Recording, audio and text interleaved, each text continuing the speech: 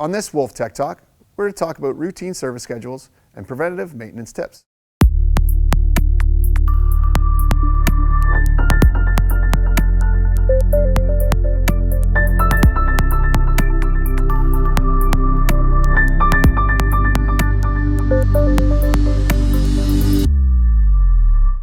Welcome back to another Wolf Tech Talk.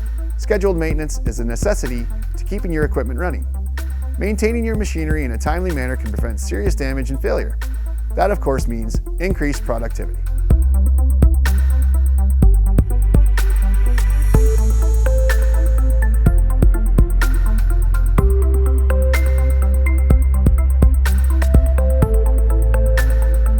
So today we're going to talk about maintenance, preventative maintenance, and just regular service on the machine.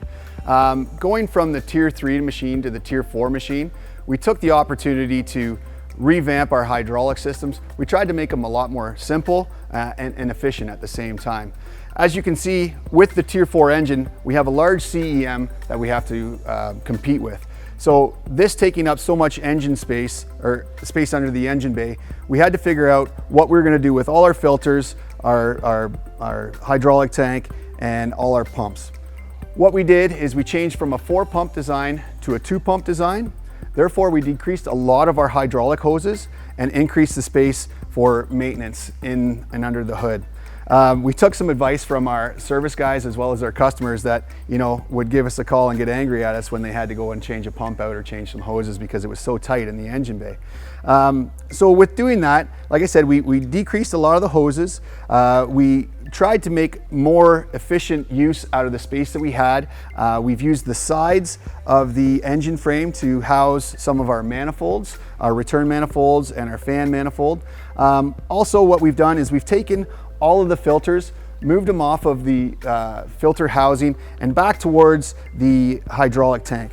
We've moved them above the hydraulic tank, which allows the operator to take the filter off and not have all of the oil that comes out of the hydraulic tank. So as you can see, all of our filter heads are now mounted under or just above the tank. And we have still one filter that's in the tank. That's our high DAC, that's our return filter.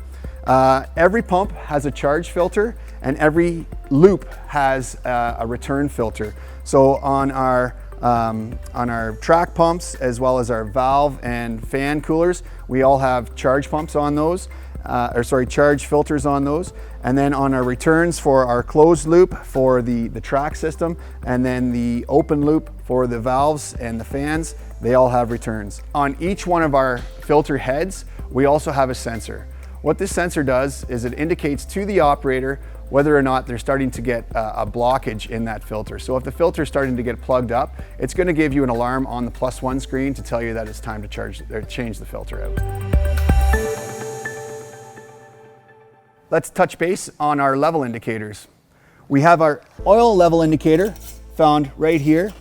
Also, when the hoods are closed, we have a quick access panel so that you can get to it without actually having to lift up your whole hood set.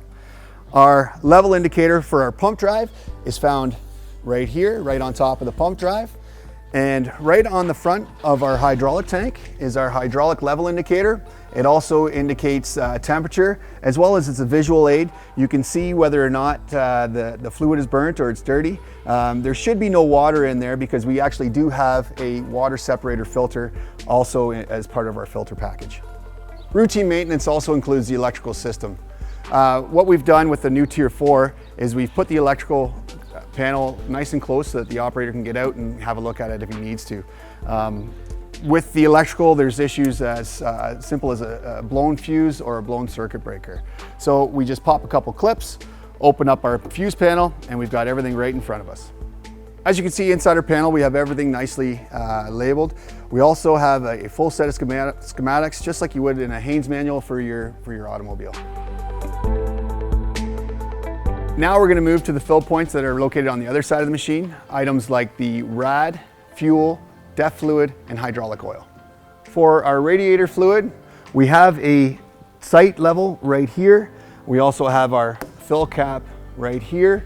For our fuel, with the Tier 4, it has to be ultra low sulfur diesel. The fill cap is right here. The DEF fluid fill is right there. Both level indicators are in the cab on the +1 screen. Last but not least is our hydraulic fill location. It's right above the tank.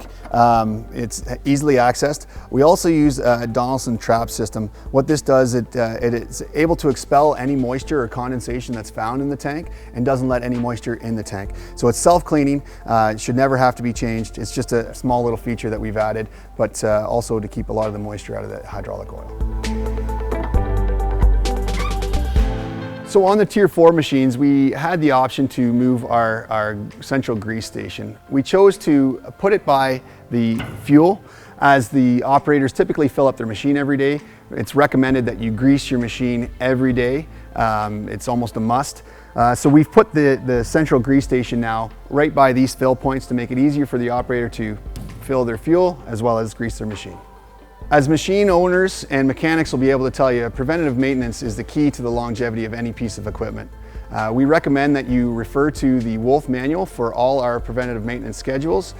We recommend things such as changing out your final drive fluid, changing out your pump drive oil, your engine oil, your hydraulic oils, all your filters and whatnot.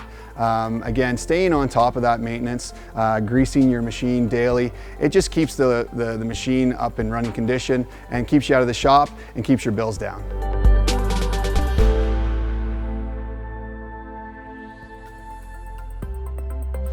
We hope you enjoyed this Wolf Tech Talk. Be sure to tune in next time as we cover another exciting topic from Wolf Heavy Equipment.